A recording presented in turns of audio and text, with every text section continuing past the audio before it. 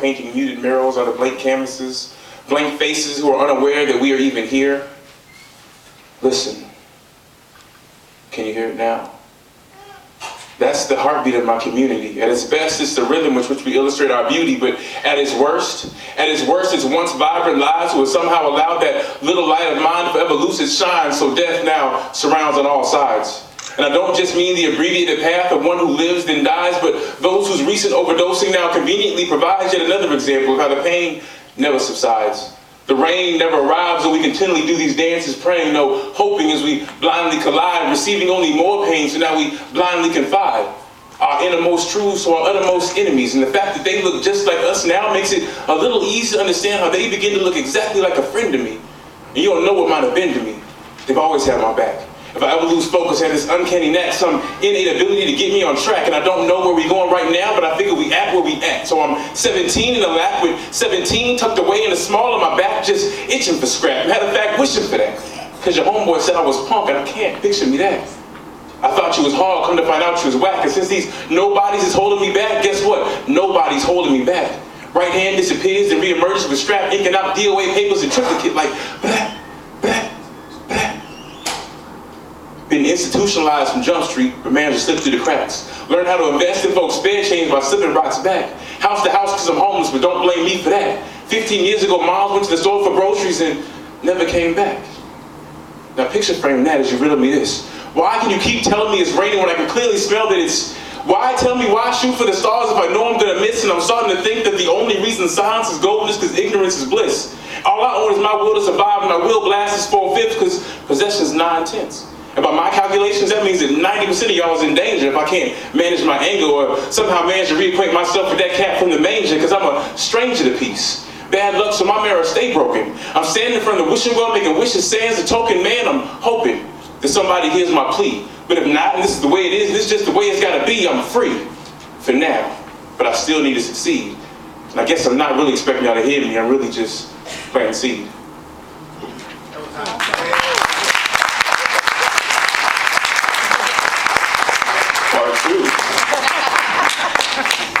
So I'm sitting on my computer, right, and I'm getting ready to write part 2. And I decided that part 2 should be a little more mellow, a little more subtle with the flow. Not that I don't have info left to give, it's just the stuff you already know. I'll do my best to dress it up though, and I'll fix up a bow, and I'll put it right up on top, so the whole world will know that I'm about to sell you your own stuff. And you'll be so relieved. You'll be like, that guy on the stage sounds exactly like me. I mean, that's what I would say if I could say it that way. And those are my sentiments exactly, but I can't quite relay them that way. Is he clowning me right now? No, I'm just saying that, hey, maybe we should find out what it is that we need to say. Maybe we should mean what it is we say when we pray. Then maybe we get what we wanted. Then maybe we feel that we were wanted. I can't quite see what it is, but I guarantee we don't own it. And if they did, they'd have a team working overtime to rezone it, making certain opponents become apparent, now the opponents the parents, and we rebel against anything that feeds our awareness, making us a little more beneficial, mutually more traditional, you and me more traditionally, until eventually, we're not what we were intended to be. So no, I know we don't own it. Or do we?